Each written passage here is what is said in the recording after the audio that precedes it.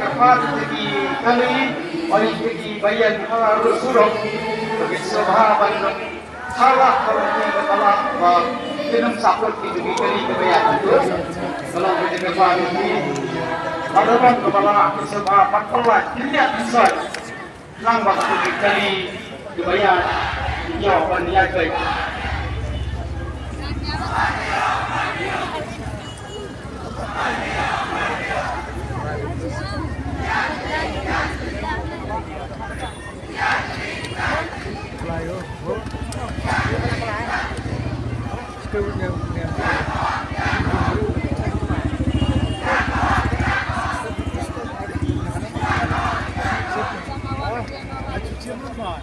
Hahaha.